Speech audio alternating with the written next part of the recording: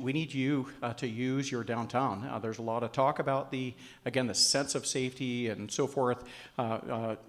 Captain Carl used to qualify kind of the criminal element in downtown as knucklehead on knucklehead crime, and she had a beautiful way of kind of saying things in a pretty frank way, and that was one of those. And that's really the genuine truth for the most part, is the crimes that are committed are knucklehead on knucklehead, or they're property crimes. So first, don't leave your iPad in the front seat of your car or your purse.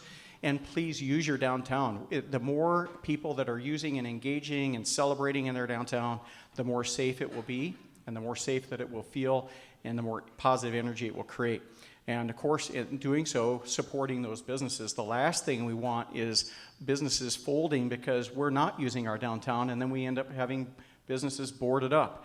We are doing so well right now in downtown, but for this issue, we have to keep on this trend. I believe we need a regional approach. We are right now, I think, piecemeal in this thing. We need a regional approach. We need, frankly, regional leadership out of our elected officials to get folks together. We cannot, our dear friends in Spokane Valley, if some of you are here, we can't keep burying our heads in the sand. We constantly are hearing there's no homeless issue in Spokane Valley. That's preposterous. I live in the valley. I can tell you it's preposterous. We just read the story about the young man, unfortunately, that was shot because he approached an officer in a camp just a couple of days ago. That's happening in our valley. So, and that relates to this. We have to stop the concentration of housing and services. I constantly hear this argument. Well, yeah, but we have to make sure that these services are close so that people can travel. We need to get the individuals that are genuinely interested in help away from downtown.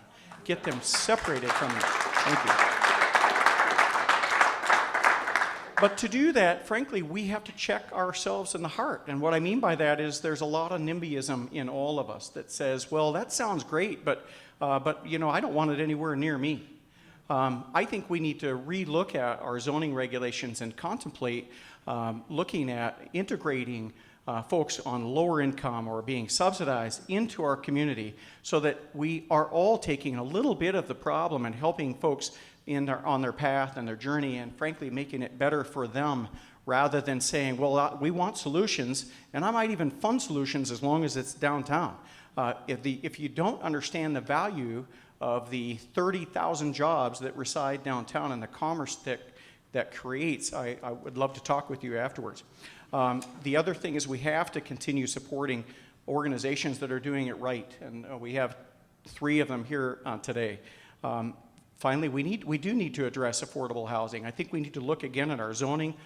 We need to revisit, frankly, I think the Growth Management Act. One of the things that we are finding is that with the restriction and the choke, we predicted this 20 years ago when I was working in the private sector, is that if you arbitrarily limit the amount of land that is available, you are automatically going to drive up the price of a house. And that is exactly what is happening today. No surprise that young families can't afford to get into a home today. We need to look, and I think we have at least one person representing a congressional member here tonight.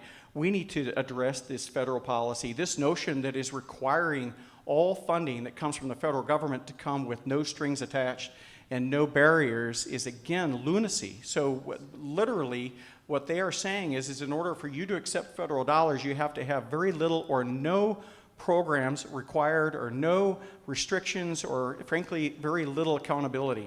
What do you think that is creating and breeding? That is creating and breeding entitlement. It is creating and breeding, basically a generation that is unfortunately not used to abiding by rules. A couple more quick points. We do need more funding for addiction and for mental health treatment. We're grateful for the state's action that was just taken to ramp up funding very significantly. But we need to understand when an individual is approached on the street and they are ready for help, and we have to tell them that's fantastic, but for maybe a rare program like Tyson's, 6 to 8 weeks. We'll put you in a 6 to 8 week waiting list for you to get help for your heroin addiction is, again, ridiculous. So in my mind, we need to look at additional treatment facility services. And then finally, we need to ask and call upon and demand from our elected officials the creation of a culture of accountability. We need to be comfortable, frankly, in as we articulate the difference. We are not talking about criminalizing homelessness here. We are talking about helping the homeless, separating them from the criminals, and then and the addicts, frankly, and being comfortable with the notion that at the end of the day, we might have to, and we will have to intervene in the life of the addict who's living on our street if we are going to have any hope of turning this tide. If we think that solving this problem is going to be, we're going to wait it out until that human being is ready for help, Tyson, is that going to work? No way it's going to work. So as a government, as our policies, as organizations that we're helping to fund, I think we need to support programs that instill that accountability. And we need the rules and the laws to apply the same to everybody.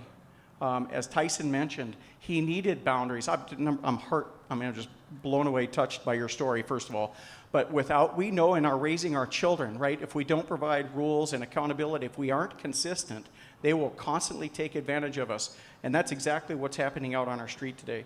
And then finally, I would just say we need to ramp up we need to pass the ballot measure that includes creating a whole system of criminal justice, and so that we can once again hold our criminal accountable.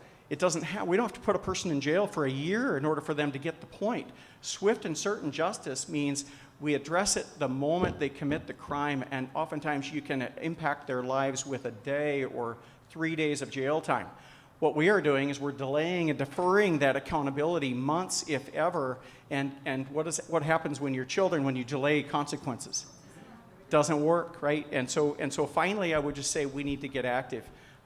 We need you, and we together need to share this, I think, voice, and we need to engage with our elected officials. We need to show up at our council meetings. We need to write letters, and we need to hold our elected officials accountable. We need to understand, what do you stand for as a candidate for office? Because I am going to vote based upon your answers to how you're going to solve these problems. And so I look forward to working with you as we go forward on how we together affect change by our involvement. Thank you.